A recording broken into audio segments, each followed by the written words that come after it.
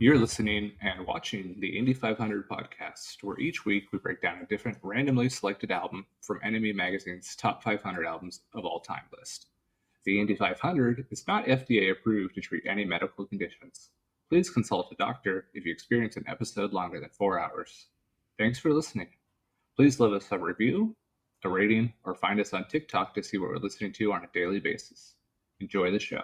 One, two. Shot two. All right, so we are here doing a little sound check on a fun little episode we're going to put together for you guys. This weekend, we had Easter, we had 420, we had the Night of Nights, WrestleMania. Actually, 2 nights, I should say.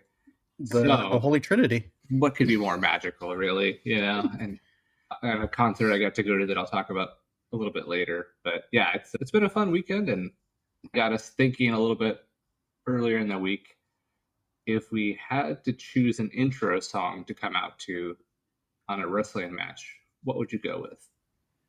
Yeah, this one, I feel like everybody has thought of this, or, I think most people have tried to think about this at least one time in their lives. And, I thought the major things to consider here is your song definitely needs like a build-up. Mm-hmm. I don't think everybody's has it, but I feel like the good ones do. Yeah, the really good ones have a build-up, that either, maybe you're not actually out there until it pops off. The song has to have its own kind of inherent hype to it.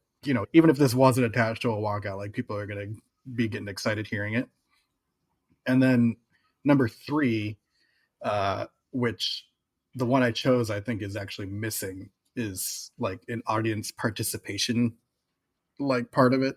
Sure. Again, like not everybody has it, but I think the best ones is either have a natural one or they develop one. People make their own. Totally. So the track that I picked is a latter day track from The Prodigy. The Day Is My Enemy. And I think we actually have a clip of it. Is that correct?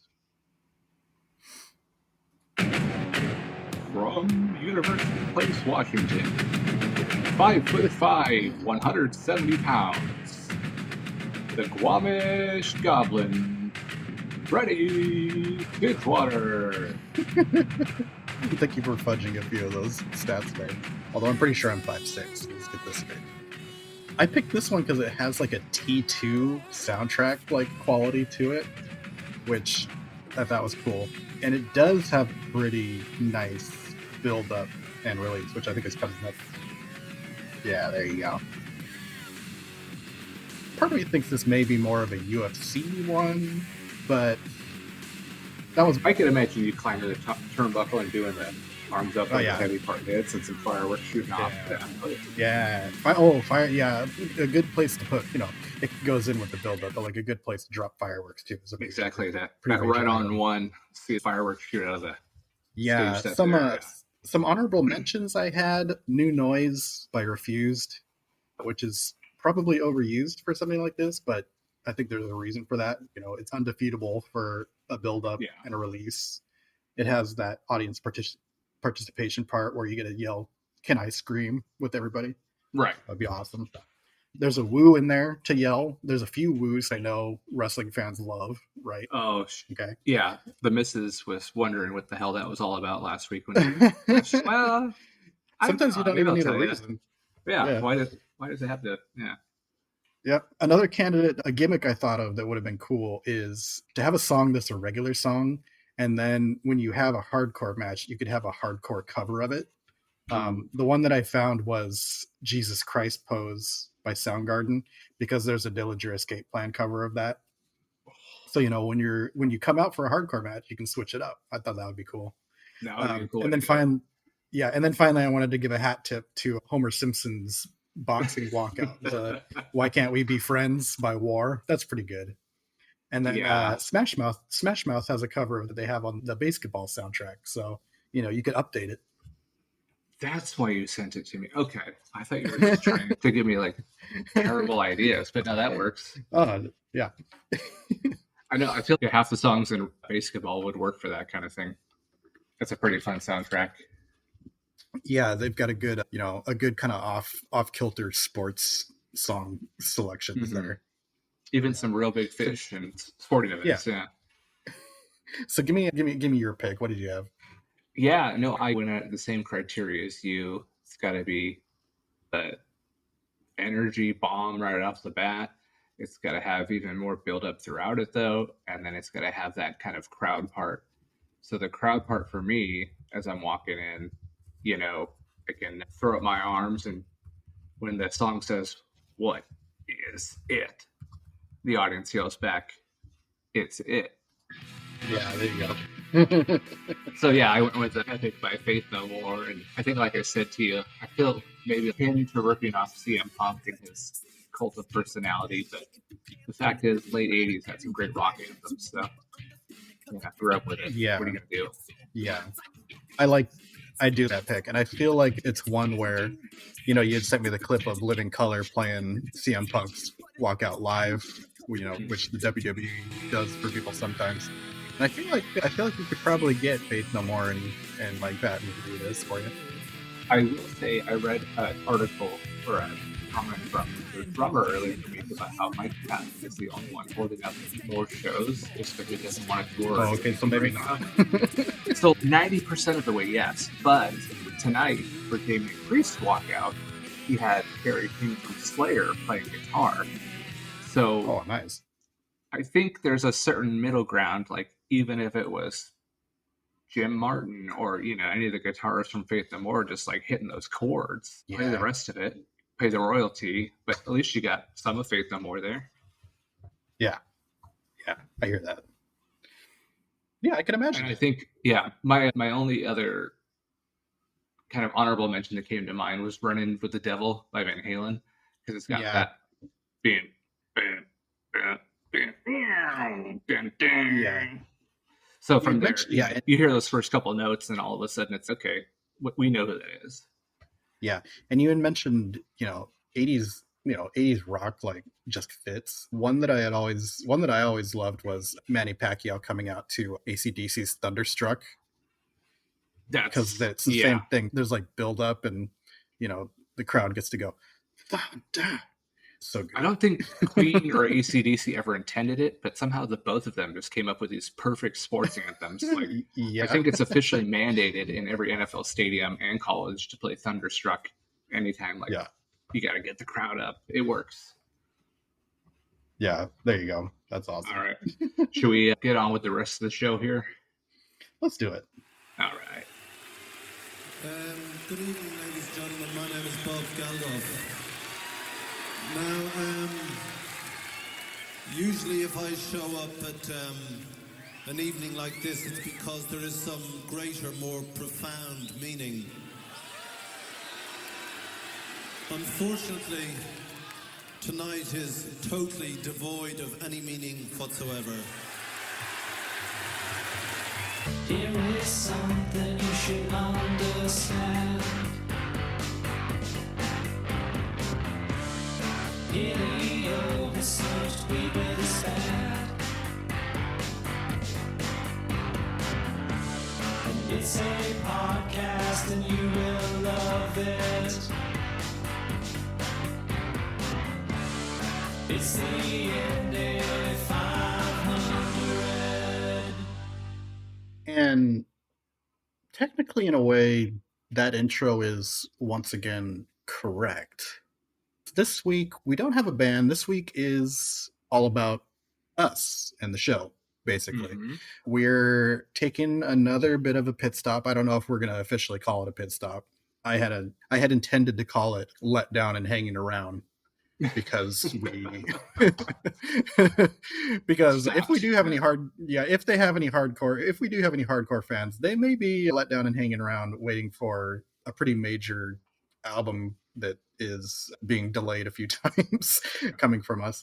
But we can give some context to that though. So I think by the time you're hearing this one, there's a little bit of scheduling, issues going on. There's a little bit of, we're wanting to put a little extra effort into that episode, perhaps find a guest, things like that.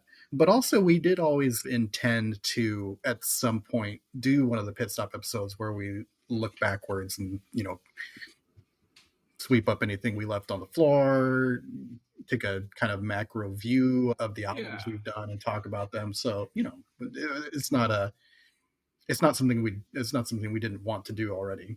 We dance around it, after we go through each album, but I think it's worth, debating some time and fortifying, like, hey, this is 2% of the 500. How do we look at it? But yeah, just to give some insight into the scheduling of the episodes, hopefully by the time you're hearing this one, you've heard the awesome interview we did with Martin.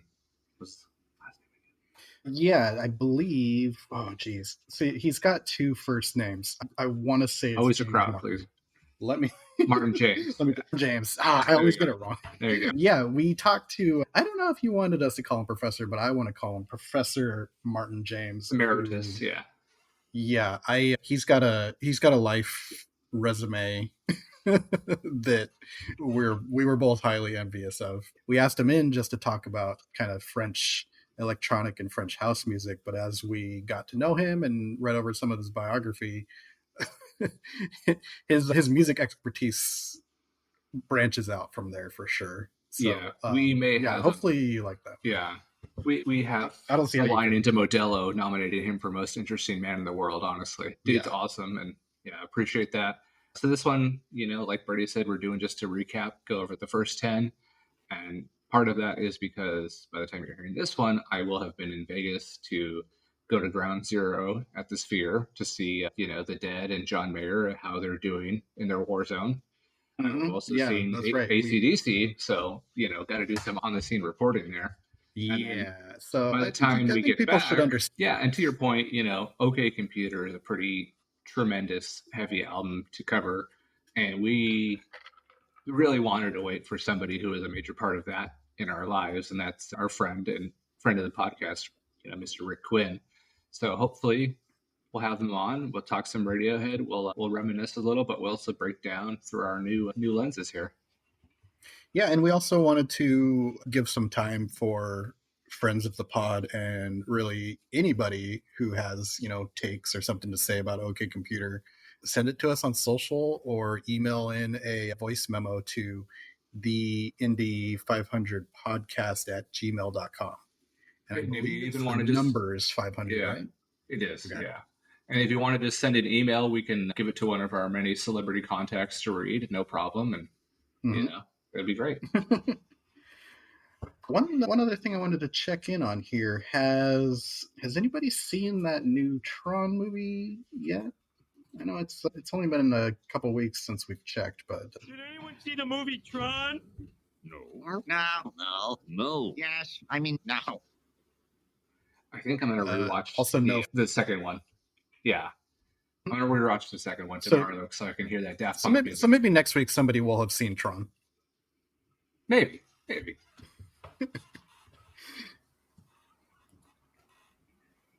All right. But let's move along to listening adventures from the week. What have you been listening to, buddy? So for me, what I've been listening to.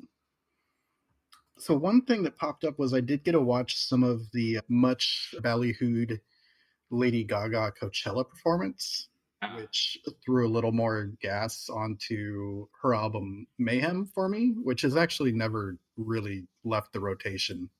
I may not have actually mentioned it on the last week or two's What Are We Listening To, but yeah, ever since it came out, it gets played at least a little bit during the week.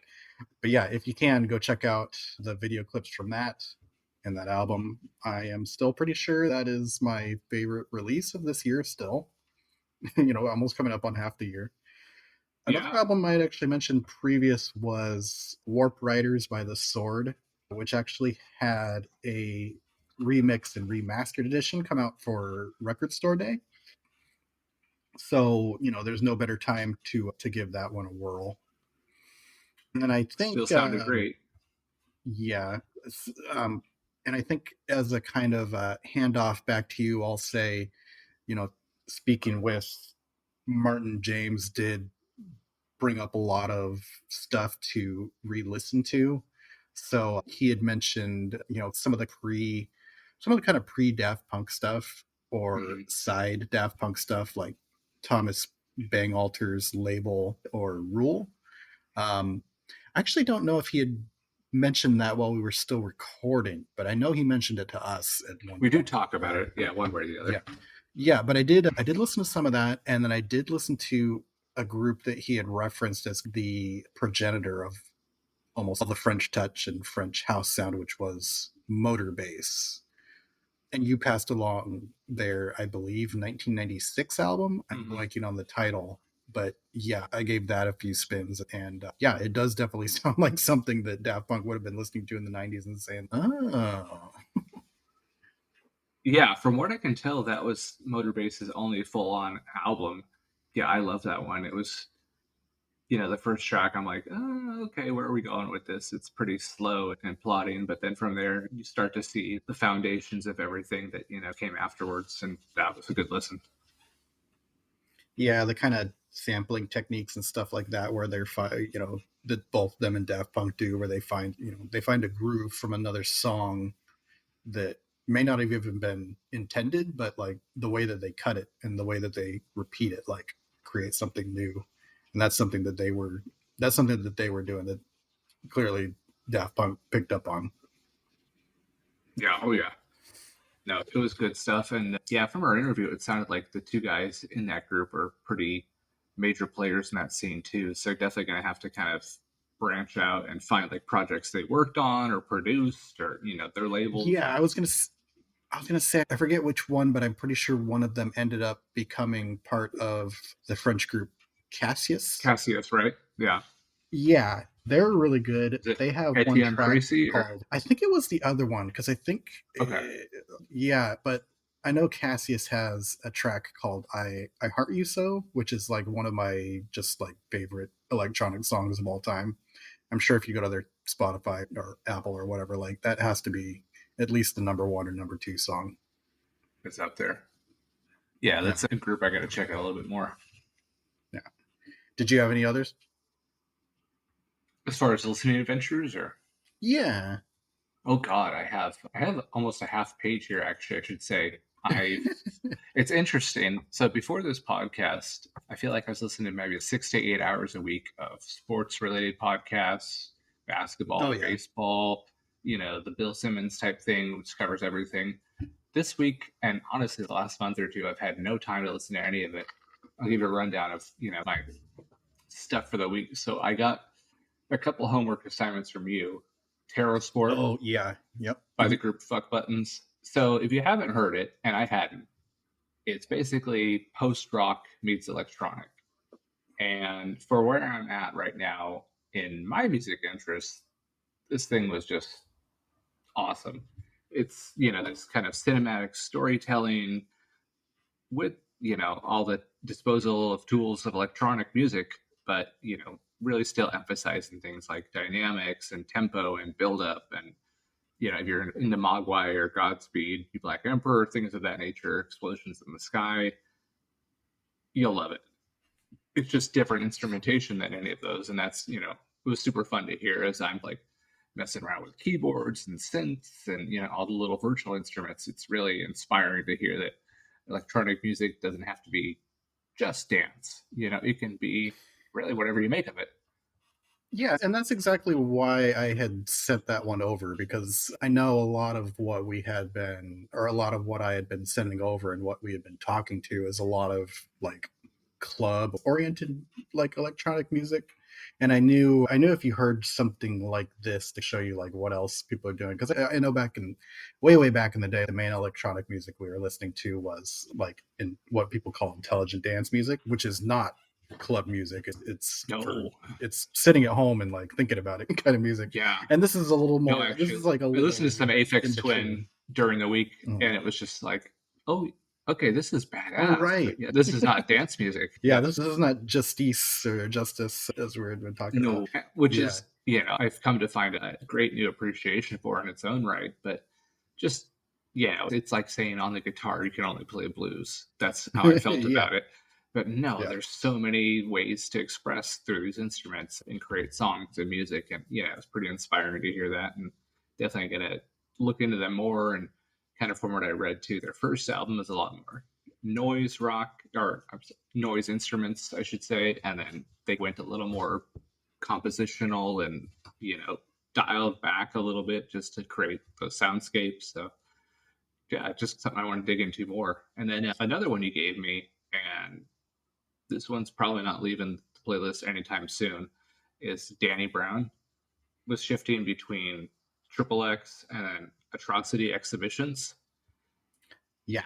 Man, yeah, the dude, like, between his lyrics, between his voice, and then his samples, it's crazy, but it's also just a lot of fun music. And there's, points where I can just be like, what the fuck did this guy just say? That's okay. That's awesome. Yeah, And, I he count is, him. yeah, Yeah, I count him among the very top guys. On my personal Mount Rushmore, he's making it up there along with Kendrick right now yeah. and people like that. And I've heard that he's like a rapper's rapper, where your favorite rappers is Danny Brown. That would not surprise me. Yeah. Yeah, He's so very it's- creative. Yeah, yeah. So I was excited to hear. You're getting to hear more of him too. And then there was his. Oh, go ahead.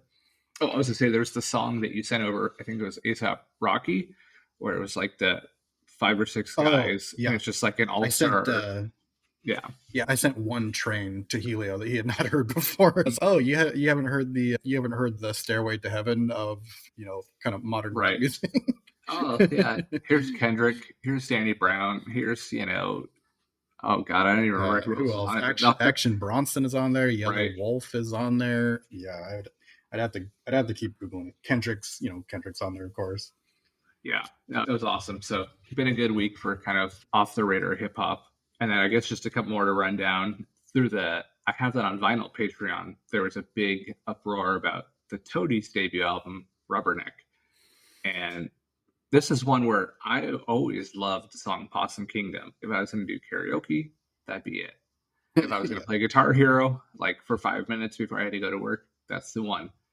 But little silly old me never thought to think, oh, this actually comes from a full album of music that's just as good. So hearing this conversation that like, oh, this is a very good album, you guys should check it out. It's maybe one of the best debut albums. Okay, I'll give it a spin. But completely electric, just awesome stuff. Going to be playing it a few more times when the opportunity arises for sure.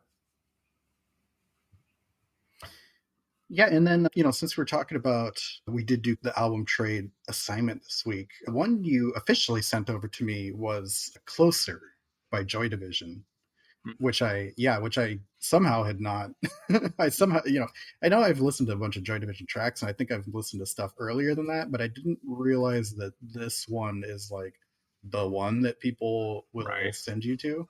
And yeah, like I totally got it. When I listened to it, I was like, oh, okay, like this is the Joy Division that people are thinking of when they say I like Joy Division. Like Totally. some of stuff on there sounds more finished, and it sounds more developed than the stuff I had heard before. So yeah, I got that. What was it that got you to send me that one though? Was it just me saying that I hadn't heard it, or? So I'll talk about this a little more later on when we discuss lessons we've learned from the show. But the long and short of it is, I wasn't a fan. I thought I would be. And there's things that are good on the album, and it's well made. But for me personally, it didn't click. So I wanted you to hear it, and just maybe you had the same experience. Maybe you thought it was amazing. I don't know. But yeah, one of the few things. Yeah, I know it's such a landmark album. It didn't beat too. out a lot of stuff this week. Right. Oh yeah, and I believe we touched on this with the professor, but it's definitely one of those albums where events that surround it have elevated it. The narrative fuels the hype, yeah. Yeah, which I felt. You slap that album cover on your album, and Ian Curtis dies not too long after it comes out. Yeah, like people are gonna have feelings attached to this that aren't necessarily, you're not hearing the songs untainted from that info. Right. Um, You're not but yeah, hearing the guy that was writing them. You're hearing the guy that's now passed away. Yeah, and maybe I was trying to be a little polite because I didn't anticipate that. But yeah, it wasn't like, I gave it like a spin through and I was like, oh, okay, I get it. And then I've heard it. Yeah. I went back to the other things. Right. But because I had been tipped off that I had accidentally basically given you two albums to listen to, I did want to talk about one other one that I think you sent over to me a long time ago, which was a Grateful Dead live recording, I believe 1971 at the Fillmore East in New York. Nice. It's listed as a Skull and Roses 2021 remaster is the exact one that I'm listening to. But I wanted to say that felt like another group of steps forward in my journey towards the Grateful Dead. Like that, I listened to that, and that was a lot more. I'm getting it. Okay, yeah. There's songs on here that got a hook into me. I really loved, and I'll be curious to know if there's further context on any of these, like if there's something that they play all the time, or if this is something that's like a cover or something. I really liked "Mama Tried," "Playing in the Band," "Me and My Uncle," "Me and Bobby McGee." Yeah, that's a Janis Joplin one, who they toured with on the Festival Express, where basically it was a tour via train through Canada, making 4 or 5 stops, and each show was in its own way like a clusterfuck. But they turned it into this really cool documentary. There's the Dead, there's Joplin, there's the band, all these guys hanging out together and like jamming on trains and high as a fucking kite, but at the same time like having fun. So I think, when Janis died, they definitely wanted to give her a little loving tribute. She was a friend of theirs for sure. And which track was that? Me and Bobby McGee. Okay, interesting. All right. Yeah. Yeah, because I believe they flipped that one, so it was confusing. It wasn't confusing me. They didn't pull the David Byrne singing "Dancing on My Own" with Robin on SNL, where he does not gender flip that and sings about his man or his boyfriend, which I always appreciate. But in 71, I understand. Yeah, exactly. Yeah. You do what you gotta do, Jerry. Yeah. Yeah. So if you've got a logical next step from that album, I'll definitely take it. I'll throw it out there now, and that would be there's a live album, and then consequently there's a live box set called Europe 72, where basically they got the entire 15-city European tour in 1972 on like soundboard recording. Like the main release album is just essentially a best of that tour, but when you get the box set, you can, and it's on Spotify, you can dig through every single show. So you will hear some repeats, of course, but at the same time, like this version is going to be a lot better than here. The solo on this one's better. So it's a mix and match, and you throw it on, and a week later you're done listening to it. Okay, perfect. Don't be shocked if I do that, and then you come back from that show and I come back from a week or two of listening to that album, and this podcast morphs into probably one of like 200 Grateful Dead podcasts. We'll have our tie-dye fatigues on, ready to join John Mayer and his willing army. We've already lost one sub member of the pod to the collect. We're negotiating with the regime though for some time with him for the Radiohead episode, fortunately. So we're gonna see. And then I think leave. Exactly. Just a couple quick to touch on. New King Gizzard song, Dead Stick. Mm-hmm. Got a New Orleans rock, almost a Grateful Dead-ish vibe with a little bit of horn action going on. Yeah, I really dug that one too. Yeah, Mono Neon, tremendous bass player, but this guy's super, super funky. Played with Prince. His dad, I believe, worked with George Clinton, and just super great songwriter. He showed off for a while as like a virtuoso bass player in his music, but he's learned to dial it back where there's melody and hooks and all that, but it's not just look at how many notes I can slap out. He can still do that, but he's writing tasteful songs now, and it's pretty damn good. Yeah, I finally put one of his albums on a car ride recently, and I was like, I didn't know exactly what I was expecting, but like once I got it, I was like, this is something that, like, people needed, like a new young person who was gonna carry on the legacy of some of these artists. Where you were like wondering, is there gonna be somebody who really authentically tries to give young people something that sounds like Prince or something that sounds like George Clinton? And there's somebody now there is definitely somebody else giving it the old college try, and Oh, absolutely. in my opinion, Have you heard? Yeah. Do you recall if you heard He's- the song he's got "Hot it. Cheeto"? I'm pretty sure I did Okay, at least a portion of it. But yeah, that does ring a bell. Yeah, that's one of my favorites. It's just like this weird. How should I put this? Like weird chords, but at the same time, it all connects, and it's just this awesome little funky jam. About taking a girl on a walk through the ghetto and stopping to the bodega to get some hot Cheetos. And okay, that sounds so stupid, but it's so great. Yeah, and I recall Crown and Coke being a gem that I really liked, album that I listened to. Yeah, I think that album's called Quilted, but yeah, I suggest everybody check that out. Yeah, no, that dude. When I was playing bass for a little bit, I was seeing videos of him, and then it was just like, oh wow, this guy has some great chops beyond just the show off stuff. Yeah. And then the last thing you got me into. I believe he's. Oh, go for it. Oh, okay. Yeah, I was going to say, I believe he was referenced one time on episode 2 when we were talking about the NAMM show, because he had he had a signature pedal from Digitech. Yeah. Which I think is maybe the first place that I had seen or heard him, because I watched a clip of him demoing it and I was like, oh, who's this guy? I'm pretty sure that's one of those, like, when we're sending stuff back and forth, over the years, like I probably sent 1 or 2, and then you send 1 or 2, and we'd hit on 50% of them. I know I sent it that way, but yeah, did you click on it? I don't know. Who knows? But now you've heard. Now you know. Yeah, the last one though. The links we can search. Exactly. It's all living at Meta HQ. But the last group that you turned me on to this week, definitely an interesting one, because I had been meaning to listen to more Ryuichi Sakamoto. And that's Yellow Magic Orchestra. And that was really cool. Just hearing, on the, well, I shouldn't say the heels, it's been a little bit, but, after our krautrock knowledge jam and everything we learned from that, hearing these guys in the late 70s from Japan basically running with the ideas that Kraftwerk had, gone with and applied their own, musical thought process to it. And I think you said to me, basically the predecessor to most video game music to start with. You can definitely hear that.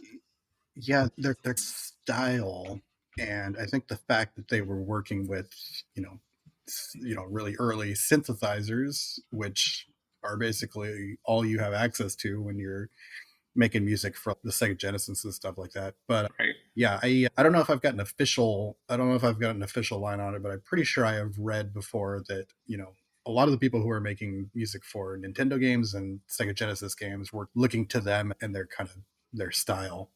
And it totally makes sense. It bears out in the sound.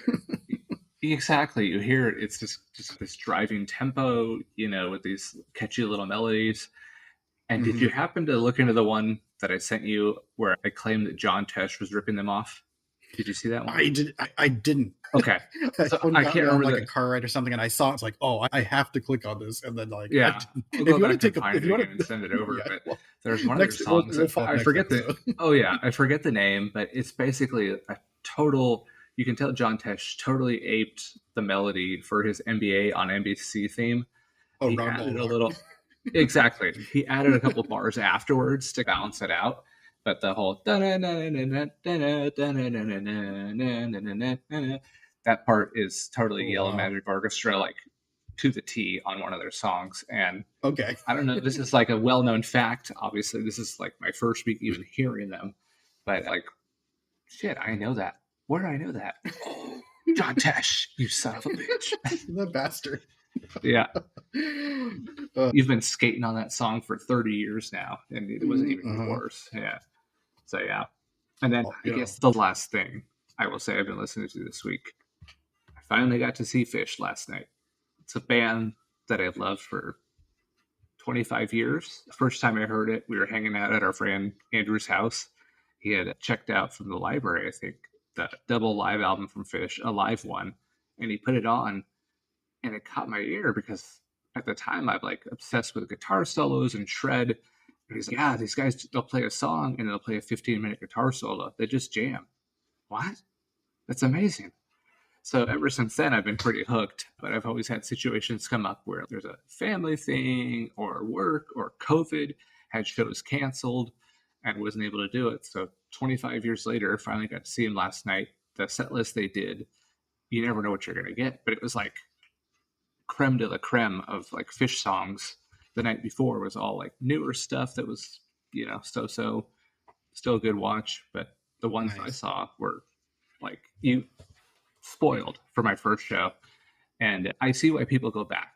The guy I went with, my neighbor, my buddy, he's been to 25 shows. He hadn't been since 2008, and he was like, that's one of the best I've ever seen. Nice. So yeah, I feel spoiled. If I never get to it again, I know I got a good one, but if they come around again, I'm there. Yeah, that kind of reminds me of when, I guess I'll take a winding story on this one. When the very first time that we saw the Mars Volta live was at I can't even remember the name of the fest, but it's like oh, okay, yeah, I was gonna say it's like the Pacific Northwest equivalent of like the K-Rock weenie. So yeah, it wasn't Endfest. They had replaced the second to last headliner. Is that correct? I think or something like that. They'd been given a bigger spot than they expected to have at the fest, which was like ultimate great news for us, right? But apparently not great news for people in the front row or the pit because they ended up playing maybe like 1.5 or 2.5 songs, which to their credit does bear out to be about 20 to 30 minutes. Yeah, 20 minutes. Yeah. So we saw them for a bit, but then they stormed off stage because somebody down in the pit area was throwing like bottles of pee at them, and they were like, we're done with this. And I believe Cedric said, because it was held at White River Amphitheater, said, this is what you get for building a venue on Indian burial grounds. Yep. Or something like that. Yeah. So that was my only time seeing them for years and years and years and years. Either they didn't come to the Pacific Northwest, or the same story. Yeah. The main reason was they had broke up for a while. But when they did get back together and they came here, me and you went together. And I had not spoiled myself on the set list because I wanted to be surprised. But they did the same thing. Like they played what people wanted to hear. They played a whole lot from Deloused. They played a little bit from albums that were post that, and almost nothing from very new albums. But it was almost entirely a Deloused set list, which was not what I was expecting, and pretty amazing. I'm really glad I caught that one. Totally. That's exactly the feeling. Again, my buddy can call these ones out and knows all the songs by heart. He's like, oh my God, they haven't played that live since 1993. Are you kidding me? It's cool. Okay, that's terrifying that you know that, but at the same time, I'm glad I have my little Fish Wikipedia right next to me here. Yeah. I would like to add on for the record too that after the Mars Volta left, there was like I want to say an hour intermission before the next band came on. The next band being the Red Hot Chili Peppers, and we left 2 songs in because it sounded so awesome. Yeah, it was such a we were bummed. Down. Yeah, we were not feeling great. I believe we were on drugs that were to be timed with the Mars Volta showing up. Yeah, at least some of us. Yeah, maybe it had 3 letters in it. And nobody was super jazzed about Red Hot Chili Peppers. No, so. I think when they left, it basically was like them pulling the plug on our life support and our good times. Yeah. So just well, maybe the Chili Peppers will surprise us. And no, Anthony Kiedis is a fucking hack live. But yeah, it wasn't cool that day. But I did dine out on that story for decades as a Mars Volta fan. So exactly, but you made right. You got to see a good show and got to see him in tip-top shape and no piss bottles thrown in him this time. All right. So this week, instead of an ad read, which so far have been very successful, we will say, we have something very special. So this is cool for us as guitar players, aspiring excited about this amateur one. musicians. Yeah, the very top of the pops. Maybe not the best, but the most popular guitar pedals boss has sent us over a box with some brand new products they're developing. Get this, podcast pedals. I can't believe nobody had thought of this yet before now. But yeah, it's exciting. It's like an entirely new genre of stomp box pedals that are specifically made for podcasts. And we're really excited because they've sent the box over to us, and we're going to be among the very first podcast to check them out and maybe even try some. Yeah, no, it's brilliant. You think about it, I think there's all kinds of little mixers with buttons you can hit and plug into your computer and do all these fun little things for your podcast. But to have it at your feet, so that way you're free to, talk with your hands like such, or do whatever. Pretty cool. So we do have them new in box here. I think we're gonna do a little unboxing. I think I've got one here. Let me pull this up. I have here. Let me actually plug this one in. Maybe we'll try it. This is the Boss RW1. Let's see here. So this pedal that actually adds reprehensible right-wing content and guests to an otherwise normal podcast. Similar to a Klon or a Kaleen Blue Sky. Those are like transparent boosts for your guitar. But this one is a transparent attempt to boost your audience numbers of your shows. Okay. So I thought we'd give this one a try. I'm going to plug it into the podcast here. All right, here we go. So let me put I can hear the cables working at least. That's good. Okay, yeah, it should be give us an effect in a second here. But likewise, an old-fashioned term that we use, groceries. I used it on the campaign. Such an old-fashioned term, but a beautiful term, groceries. It says a bag with different things in it. Groceries went through the roof. And I campaigned on that. I talked about the word groceries for a lot. I mean, it works. And energy costs now are down. Groceries are down. Gasoline is way under $3, and people are beginning to be able to buy things and live again. What prices went down. Okay, here, let me try it on my mic then. Oh yes. Mr. Trump, excellent point, Mr. Trump. He's a real master at this. Only a really smart kind of guy would have the kind of raw political insight to bring up the word groceries, which really is an archaic term. It kind of shows a grasp on American history to know words like that. And also, he's looking very in shape and handsome. I love him a lot. Ooh, I'm going to unplug that. That's Oh, wow. I like that one. I know they gave us a pretty big check, but I don't know if that's going to cover everything you just said. Oh, no, that, yeah. Well, I might need to get I need a check from Pete Texas on that one. Yeah, well, I'm sure he'll text you momentarily. So the next one we have, they sent my way, and that's the BC2, the Billy Corgan Custom Expression Pedal. This thing's smooth though. However, unlike most expression pedals, this one controls an expression of content. This is based on a popular mod of the Crybaby wah pedal. Kind of subtle, but it has its moments, and the real discerning ear can hear it. But it works by sending signals to everyone else in the room that you're better than them. Yeah, okay. Yeah, you do need to do that. I see the utility behind that one, and you do need to do that sometimes. Yeah, Just it's for the, you don't want to speak up, you don't want to come off as passive aggressive. This is just quiet aggressive. Yeah, okay. The next one I have here is I think it's called the BSS4, and it's called the Bandsplain Sustainer. So this is actually a sustain, like a compression sustain pedal for podcasts that really run a ring out. And it's got a knob. It's got a knob here that can extend your runtime to up to 4 hours with 0 drops in quality. And that is using a custom research chip and Google Doc circuitry. And it's also got a switch here for adding parts 2 and 3 for when you really want to get a lot of time in there. A lot of mileage out of one subject, yeah. No, I mean, it can be done now with a pedal. So the next one they sent over is actually a digital plugin. So any of you like home recording artists that are using like Ableton or Reaper, Fruity Loops, This one is the Pod ID 2, the Infinite Delay. This one's pretty badass because it actually simulates the feeling of being a podcast host / dad / somebody with a full-time job. You use it on the day you want to record, and it's going to manipulate space and time to create events to push back recording start times until you take your foot off.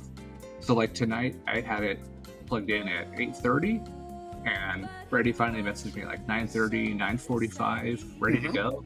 Of course, at 9:32, I took my foot off the pedal, so it works, right? That's amazing. And I need a little time to catch up on my notes for the week, have a little dinner, cook the wife something, so it was perfect. Yeah, it's a really interesting take on a delay. Yeah, that's a different kind of delay than you usually get out of a delay pedal. It's really interesting. Very esoteric delay. Yeah. Yeah. The next one I've got here. So this one's a little niche. It's called the NFL1, but it's really useful. It's actually really useful if you're part of the football podcast genre. And the documentation here says that it's an off-season noise generator. So basically, if you have a football podcast, your podcast goes on year-round. But, football doesn't. Football has an off-season. Football has, a couple months where, more than a couple months where really nothing's happening. So this pedal, it uses a chipset that will generate things like trade rumors, fake college player names, because who's gonna know? Nobody really. Yeah. Nobody actually knows college player names. You can say whatever on a podcast and people lose. It can also make Aaron Rodgers drama, and it has an envelope filter that will make your voice sound like you actually care who is doing backup quarterback for the Titans. Oh, so that's a really interesting one. Yeah. Yeah. So the one I have here looks like it's a combo effects unit, actually. One side of it you step on, it says it's an echo chamber adverb. I haven't really played around with this one, but it looks like it seamlessly adds descriptors to your dialogue. Makes sense, Yeah. It's almost like Yeah. Yeah, okay. So it's almost like a thesaurus pedal. Right. It just adds that little accent of a ly descriptor to your, to your verbs and everything. Adverb. Cool. Okay, I get that. Yeah. I get that now. And then the other one, let's see, the other side of this, it says it's an IRA booster. Oh, that's actually not a pedal. That's just a picture of Freddie. Oh, Freddie Tidgewater, the IRA booster. Yeah, that's right. Yep, that's right, Maggie. The RW1 is not the only thing staying in the box. Gotcha. Hey. Well, without further ado, the reason for the season, and that's today's episode. So this is the kind of inaugural Indy 500 podcast, 10 albums spectacular. This is going to be a star-studded night of reflections, corrections, and irresistible conversation about the first 2% of the Enemy Top 500 albums that we've taken on so far. So, Helio, if you wouldn't mind reminding the listeners which 10 albums have received its honor of making up our first 10 mainline episodes. Absolutely. So our maiden voyage was, of course, the album Easter by Patti Smith. We did Laura Marling's I Speak Because I Can, The Shins' Shoots Too Narrow, Gillian Welch Revival, Funkadelic One Nation Under Groove, Noise 75, David Bowie Let's Dance. Is this right? Spinal Tap Smell the Glove? Yeah. Okay, I think we did that, yeah. Aztec Camera, Highland Hard Rain, and most recently Led Zeppelin 3. Correct. And once again, listeners, we must remind you that if you're looking at a version of the Enemy Top 500 that does not have Spinal Tap Smell the Glove listed at number 11 and is instead showing Nirvana's Nevermind, you are dealing with a unofficial list. And frankly, you should be ashamed for spreading unfounded rumors against Spinal Tap. So, get your act together, please. I will say that it's taken a little bit of time, but I do have 2 copies of the Top 500 on order from England, from like a magazine collector. And before Yeah, so we'll be able agreeing to to- see. Yeah. Yeah. No, We'll be before able to see agreeing to the the purchase, I made them send me a screenshot of what was number 11 because if it was Nirvana, like Oh, I know to it was verify. counterfeit. Mm. Yeah, exactly. So I got the ones to smell the glove on the way. You know, the tariffs by the time they get here probably going to be about $4 million, but Yeah, you we'll know, deal with that. it's a relic. We'll just do an extra ad read one week and we'll cover it. Exactly. There's things that need promotion, and we're the guys for it. But here in the year 2025, in America, unfortunately, segregation and division is once again all the rage. So we thought we'd frame this discussion by establishing an official tier list for the first 10 albums in the segment we're calling, get ready for this, Tiers in Heaven. There you go. Here's how it'll work. We have 3 tiers starting at the bottom. The solo Clapton tier. Now, I think it's agreed we haven't had any bad albums so far, although perhaps we might find out we disagree on this now that we've let the dust settle a little bit. So this bottom tier is named for Eric Clapton, a guitarist who's clearly quite good, perhaps has other factors bringing down our enjoyment, or is just being outplaced by other guitarists. At the middle tier, we refer to the Derek and the Dominoes tier.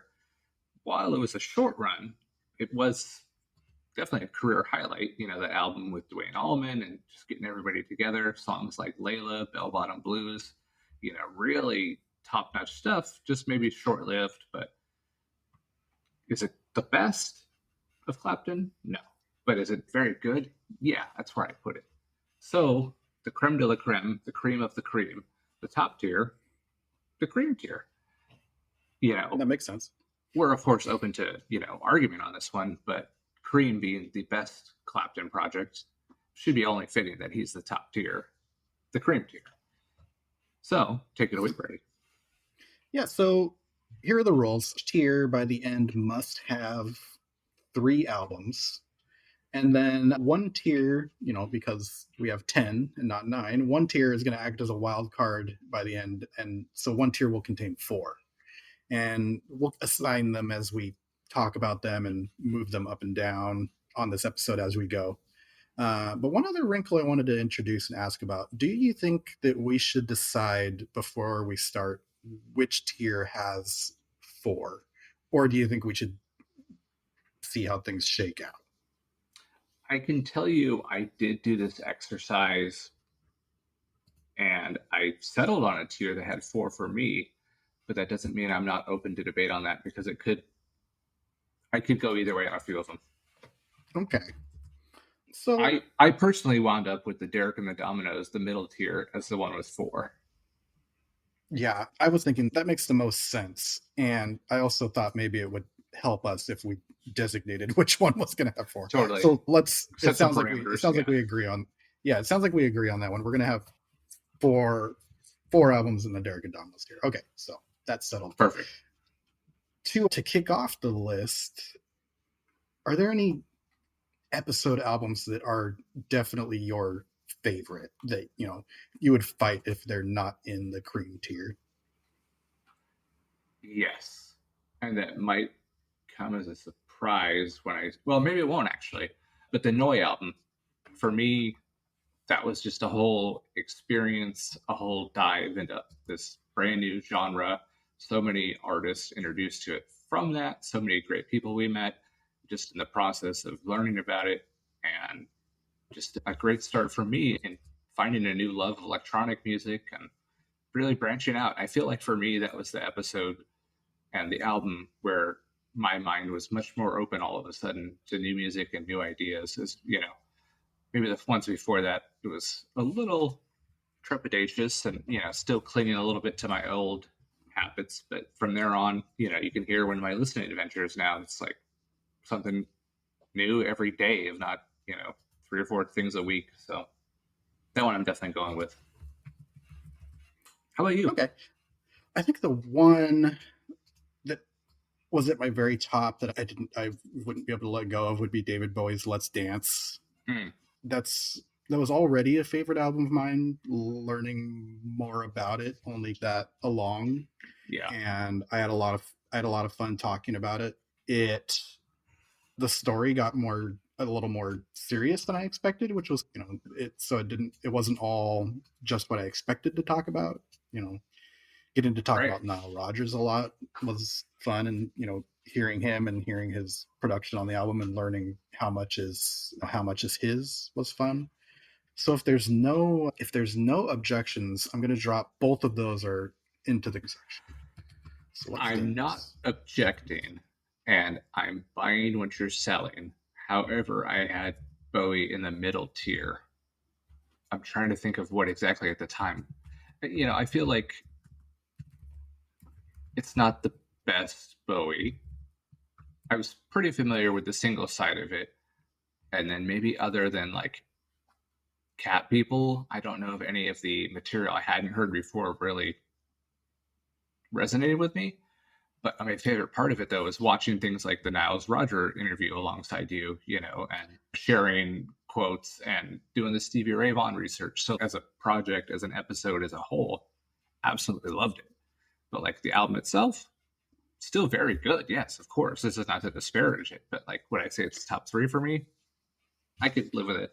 Be outside. Okay, which other two? Let's see, which other two are in your top tier? Yeah, 3, Led Zeppelin. Okay, this is personal bias, so yeah, I have no problem. I'm gonna call that one. I'm gonna call that one official then in the cream. Yeah, and I've got another window open where I'm compiling this. Okay. So the next one, I still can't decide if it's top tier or middle, and that's One Nation Under a Groove. And I can get into my reasons about that if you want to know why.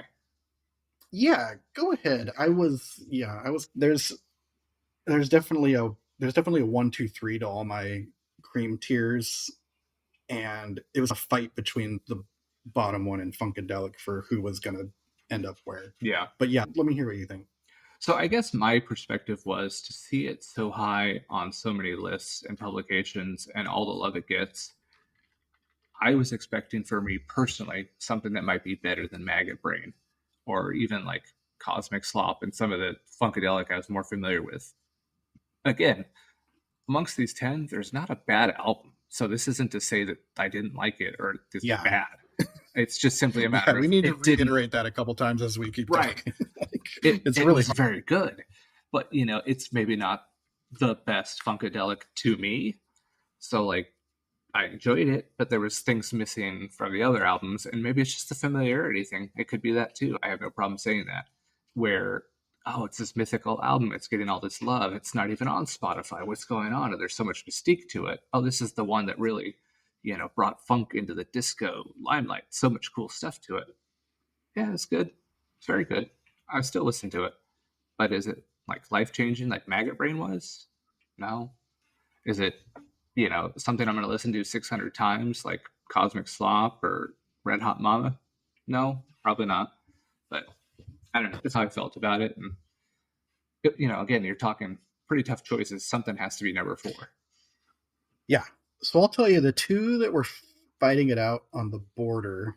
So Funkadelic's One Nation Under a Groove ended up in the middle, the Derek and the Dominoes tier for me. And the album that it was fighting it out for the bottom slot on the cream tier is actually Aztec Camera's Highland Hard Rain. I had that one... I've got that one listed as cream tier. Interesting. Okay. Yeah. So I guess to reveal mine, I put Led Zeppelin 3, Noise 75, and Smell the Glove. And Smell the Glove maybe is a bit of a joke answer, and if I'm not gonna. But is it? Is it right? Yeah. I'm not gonna fall on the sword if you tell me that any of these albums are better than that musically, because sure they are, but at the same time, there's so much, the Spinal Tap thing, the movie, the songs, how ridiculous they are, and just the whole thing. It's a great package. Yeah, the way I think we're far enough out now that we can, we can say that, the Spinal Tap was an insert by us, but the songs on it are really good. Yeah. I don't recall exactly their provenance, but I know the actors had to learn the parts, and I know there were famous names involved in creating them, but what they came up with is not like, number 1, they're all really funny. Yeah. And number 2, they all sound like real classic rock songs Yeah. that could have been part of those eras, you know, and stuff like that. So There's no reason to think that band wouldn't have been opening for Judas Priest. Like, that's totally 80s metal. Yeah. yeah, I guess we'll have to fight that one out. It's okay. Yeah. So Led Zeppelin 3 is definitely on the cream tier.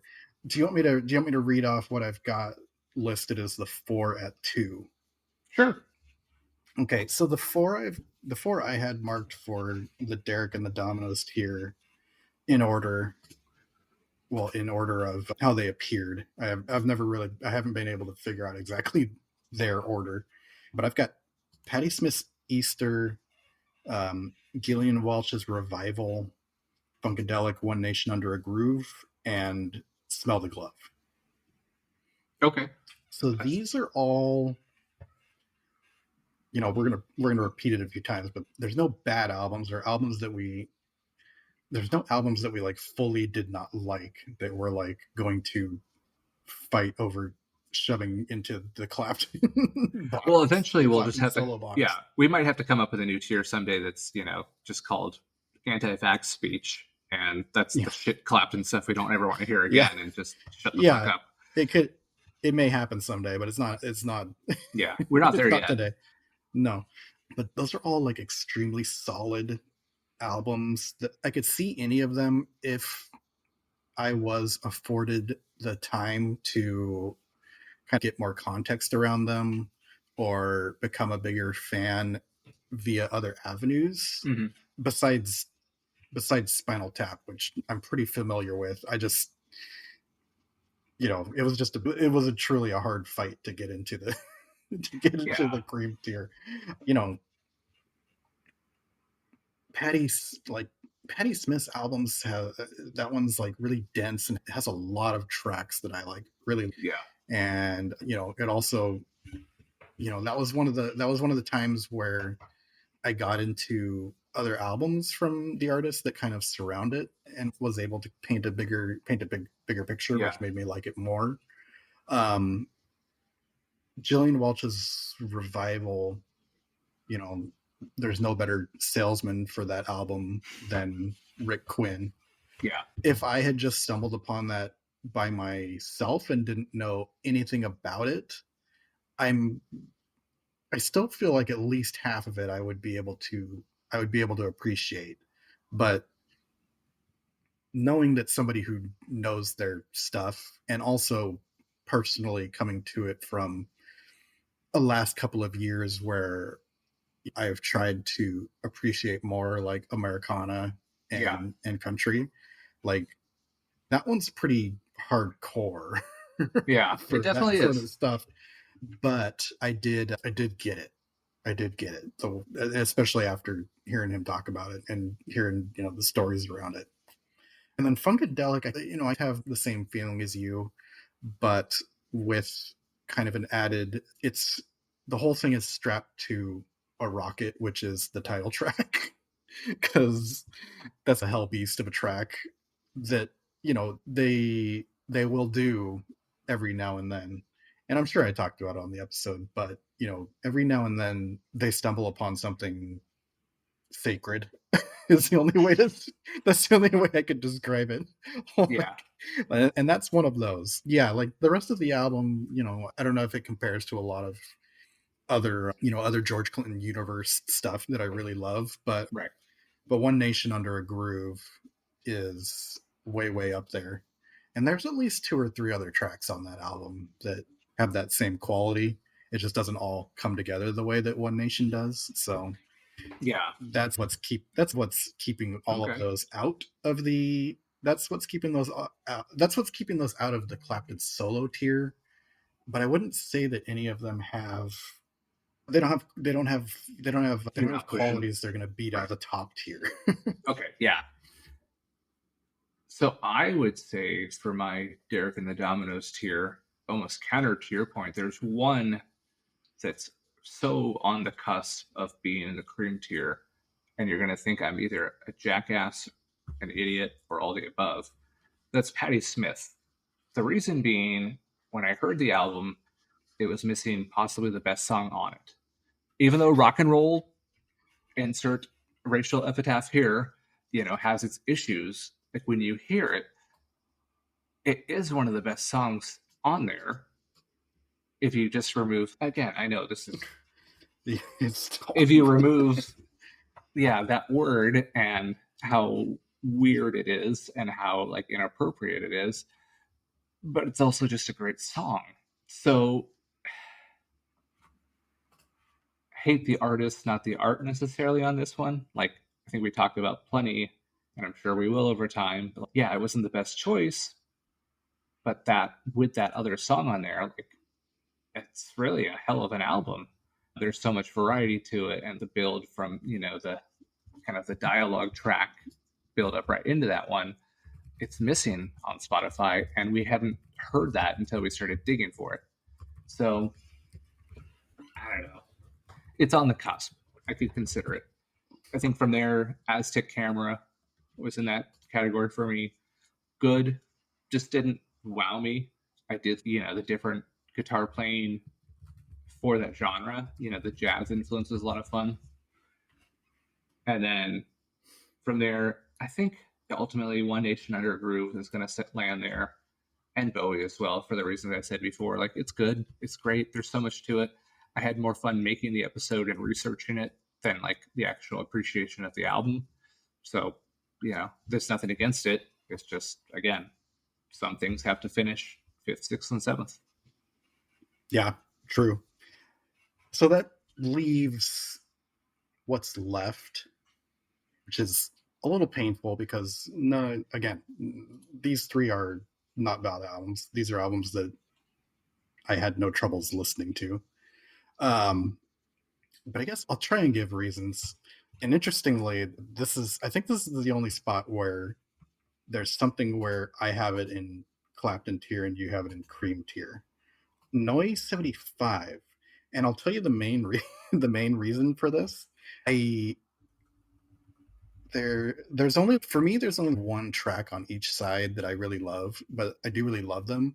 And also on the second side, I think I'm sure I've gotten this wrong every single time I tried. Is the second side the Michael Rother side? Yes.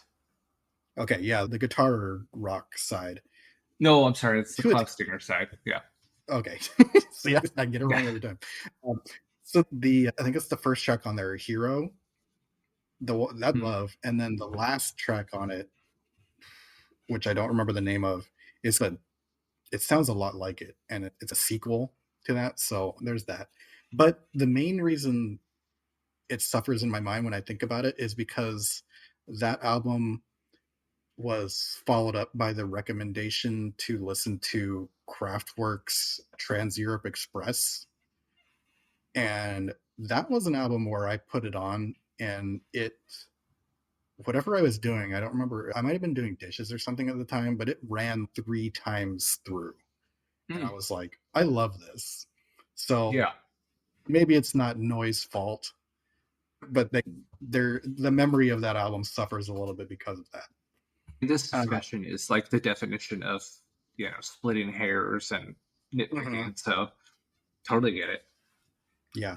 The Shins Shoots Too Narrow is again an album that I like, and I don't disagree with anything I said on the episode.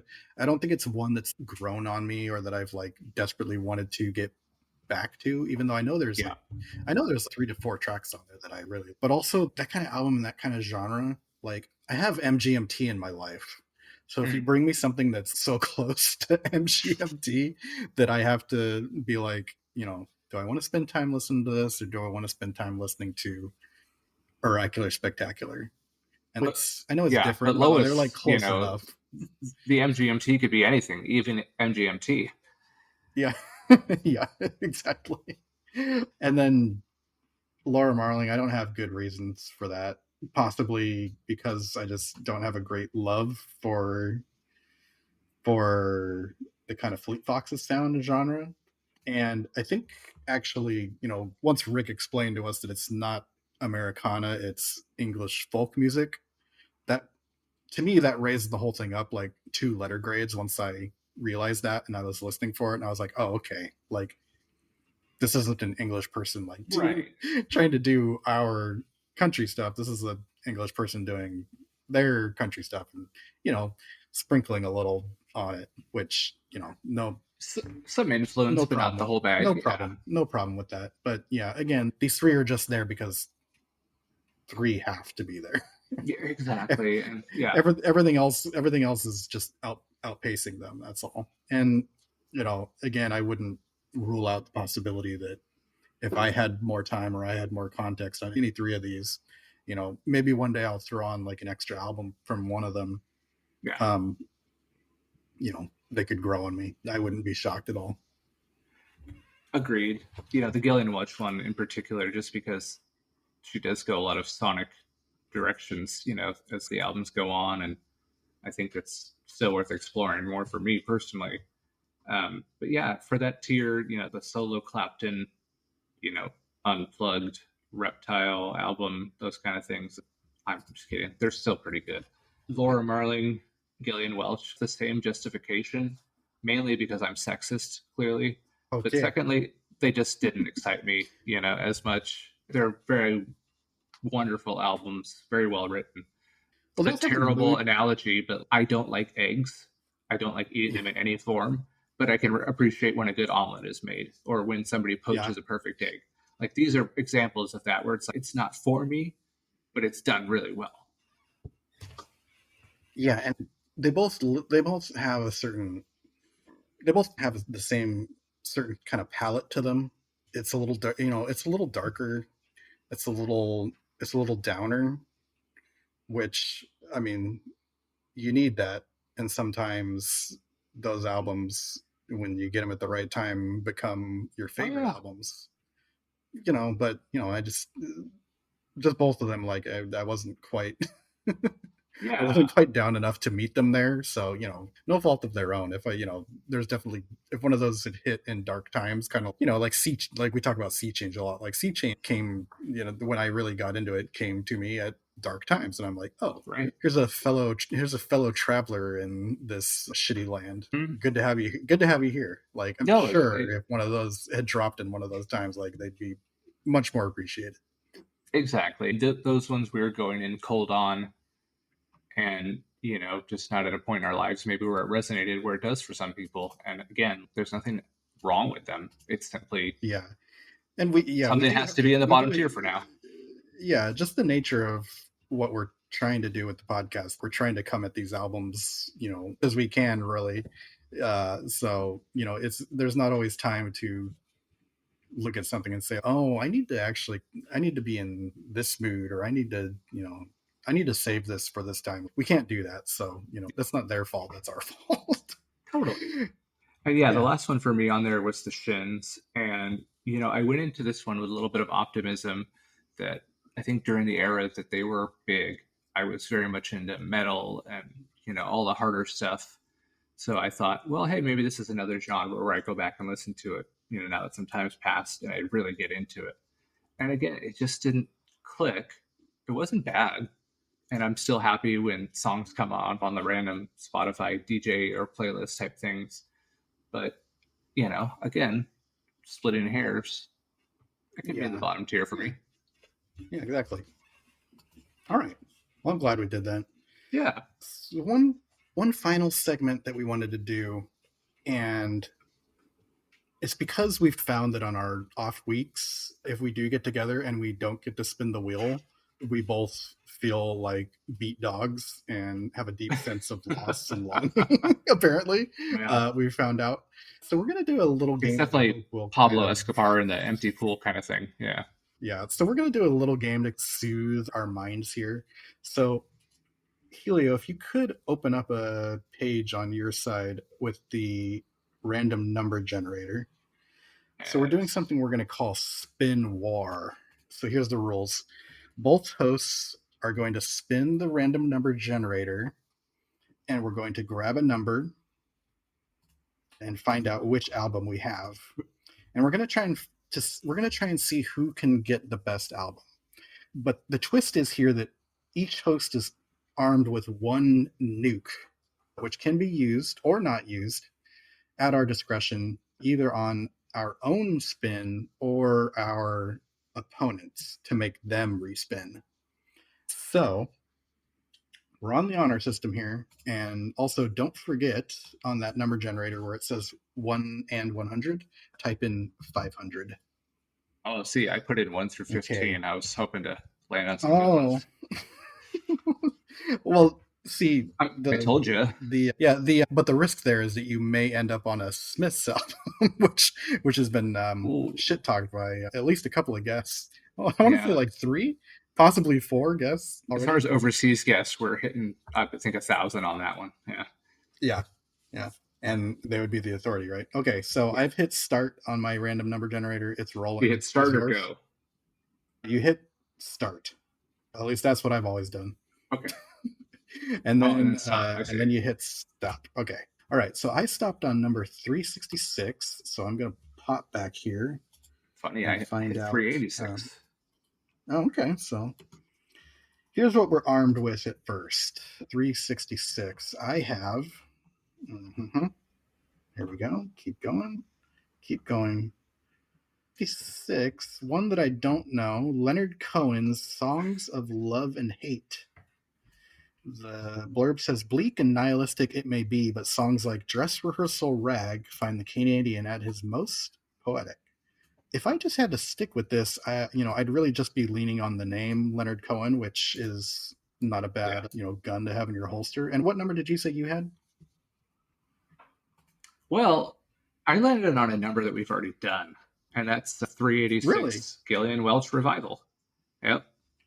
Oh, okay. So that's all right. So we're familiar. Yeah. Okay. Let's see. So I'm gonna take a guess. I'm gonna take a guess here and say that you would not prefer to use your nuke on my pick. I'm gonna let it stand. Is that right? Okay.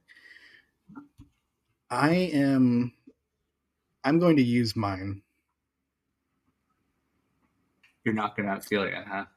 And well, I'm going to use it on my own. Okay. As much as I do love Leonard Cohen, but I think if we leave it where it stands, I don't know that. Have you heard this album, Songs of Love and Hate? If I have, I couldn't tell you a single thing about it. Okay, yeah. See, that's the thing. Like, if I'm only wielding his name against an album that we've reviewed and have just said that we like, I think I'm going to lose. So I'm nuking my number. I am re-rolling, and I'm trying to see if I can stop on something that could possibly defeat Gillian Welch. So here we go. About to hit stop. Not looking good. Number 4? Oh. Number 494. Oh, I bet that's going to be like something epic from our childhood. Okay, well, let's see. Well, remember, the very last album on the entire list is Outkast Stankonia, so... Right. That's Case in point. 494. What are we looking for? What are we looking at here? Ooh, I just missed Access Memories. Okay. I might have a chance here. Number 494 is The Cure's Head on the Door. What's on that one? So let's see. Well, I'll read off the blurb as I pull up the list here. So The Cure, Head on the Door, it says it's one of the more accessible albums from The Cure. The alternative band reached a point in the career where their sound was evolving. In Between Days shows this awareness of maturing. Let's see. Head on the Door. I'm trying to bank on this one having Friday I'm in Love, but I don't think it's correct. Not so much. Yeah, I know this is a big album, but none of the song titles are jumping out to me. I'm sure if I put it on right now and let it play, like, stuff would jump out. Sure. But not quite. So I'm gonna say you may have won that one. Because if this is a Cure album that's landing at 494, it's obviously not everyone's most beloved. I didn't recognize much from it. But we do know that Gillian Welch has shooters out in these streets. Yeah, it's true. It's true. So unless you want to argue against yourself, I'm going to say you've won this spin war. The only thing I would say is, going forward, do we want to disqualify numbers we've already drawn? I would say no. It seems like that's part of the. If we did that's both pretty of interesting these, that you pulled that though. If we had said we don't know the Cure album and we don't know this Gillian Welch album, then we definitely would have probably picked The Cure. So that's the only reason I say that. But let's let it Interesting ride. thought. If it happens again, we can revisit. All's fair in love and spin war. Exactly. All right. You ready to go again? Spin war. I got the Spin war first as hell. round. Oh, you want to do one more? Okay, yeah, we can do that. Spin Let's War do and that. Peace. Yeah. All right. Yeah, there we go. Let's see. I am rolling. Are you rolling? I'm rolling. I'm rolling hard, Okay, I'm dude. hitting stop. All right, I've got number Oh. I've got one number 193. I've got 456. No. Well, we know who enemy's side enemy is on right here. Yeah. What did I say? 193. 193. No, I've gone past it. If you see yours, go ahead and say it because I am. This one's really interesting, actually. Right past it. Okay. Yeah. So I got Frank Sinatra's September of My Years from 1965. The blur about it is recorded in the year of his 50th birthday. The released album created another surge of popularity to the legendary singer. Okay. And I landed on number 193, which is Blur's Tender. This is... Oh, God. Well, it's in British magazines, so it's probably automatically 300 spots too high. This album has... What is... I don't understand. Is this an actual album from them? Because the song Tender is on a different album. But let's see. Where... Yeah, I don't understand. I'm looking through. I was trying to find the track list on here on Spotify, but they don't have that one. 1999. Weird. It appears to fall. I don't know if they renamed this or what, but it appears to fall in between the album 13 and Think Tank. But then the track Tender does show up on 13.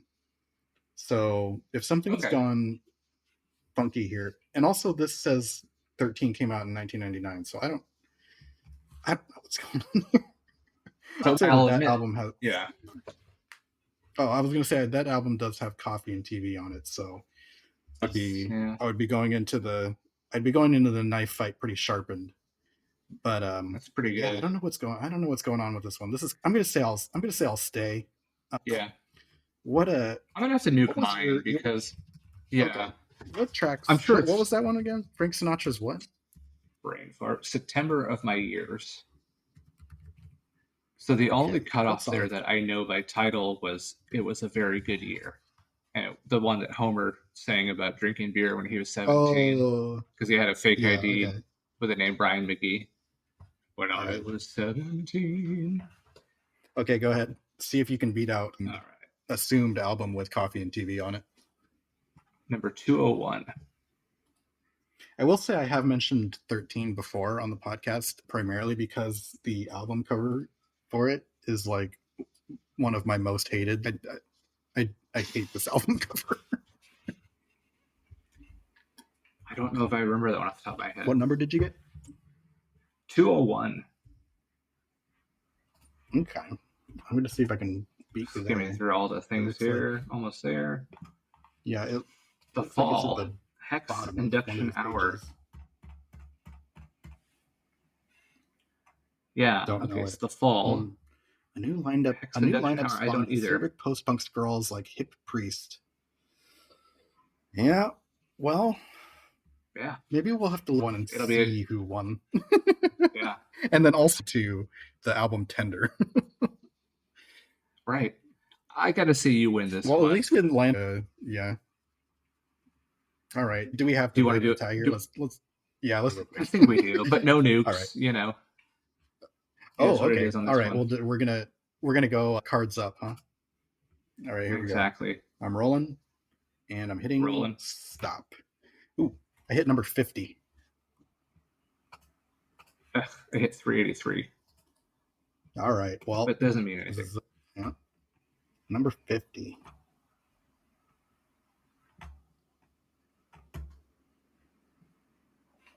Yeah. Okay. So number 50 on the list is somebody called Dusty Springfield, Dusty in Memphis, a 1969 album.